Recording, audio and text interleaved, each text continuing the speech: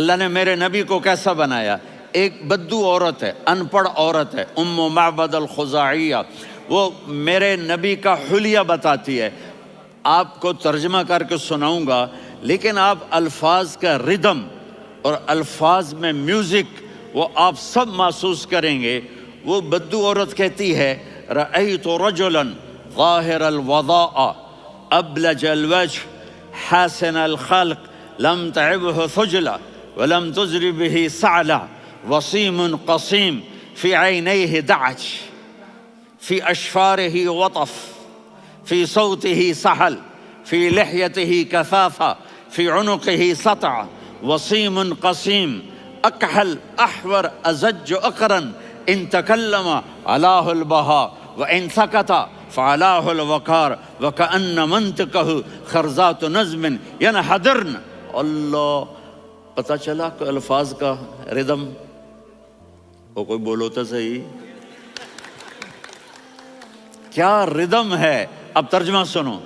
وہ کہتی ہے اپنے خامند کو کہ ابو معبد، ایک شخص آیا تھا، مجھے یوں لگا جیسے 14ویں کا چاند کپڑے پہن کے زمین پہ اتر آیا ہو۔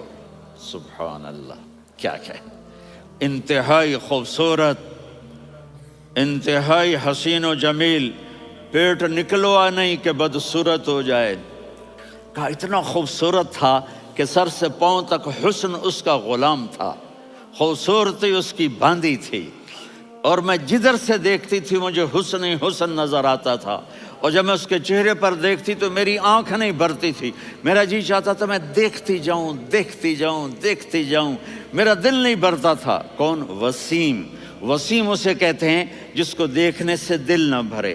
قسیم، جدھر سے دیکھو حسن ہو، اسے کہتے ہیں قسیم، کہ اس کی آنکھیں بڑی موٹی، احور، ادعج، اشکل، انجل، ابرج، اہدب، یہ سب میرے نبی کی آنکھوں کی تعریف ہے۔ ان 5-6 الفاظ کا ایک مطلب ہے کہ اللہ نے کائنات میں ایسی حسین آنکھ کسی کی بنائی نہیں تھی۔ حسن و جمال آنکھوں میں، اور پلکیں بڑی لمبی، یہ عورتیں یہاں نکلی لگا لیتی ہیں نا لمبا لمبا کرنے کے لیے، تو میرے نبی کے قدرتی یہ بال لمبے تھے حسن کو بڑھانے کے لیے۔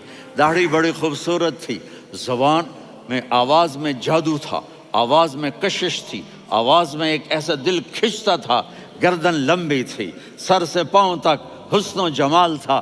جب وہ بولتے تھے نور چھا جاتا تھا، جب وہ خاموش ہوتے تھے وقار چھا جاتا تھا۔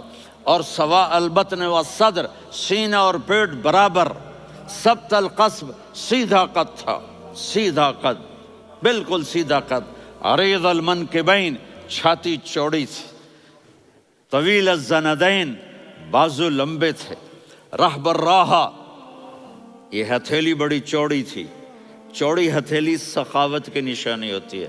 رحبر مسیح القدمین، پاؤں اتنے نرم تھے لگتا تھا اس پر تیل لگا ہوا ہے، اور پانی اس سے یوں نیچے چلا جاتا تھا۔ اور یمشی تکفین، کندھے جھکا کے چلتے تھے۔ اللہ، یہاں 4 آدمی سلام کریں تو آدمی یوں ہو جاتا ہے، اور میرے نبی کو فرشتے سلام کر رہے ہیں اور آپ یوں چلتے تھے، ایسے ایسے چلتے تھے، تھوڑے سے کندھے جھکا کے چلتے تھے، ایسے آپ کبھی نہیں چلے۔ جو دیکھنے میں ایسا حسین ہو اس سے پیار کیوں نہ کیا جائے۔ خاندان اونچا ہو تو آدمی اس کی قدر اور عظمت کرتا ہے۔ میرے نبی کا خاندان کیا ہے؟ میرے نبی نے فرمایا اللہ نے آدم کی ساری اولاد سے عرب کو چنا، عرب کی ساری اولاد سے مضر کو چنا، مضر کی ساری اولاد سے قریش کو چنا، قریش کی ساری اولاد سے ہاشم کو چنا، اور ہاشم کی ساری اولاد سے اللہ نے مجھے چنا۔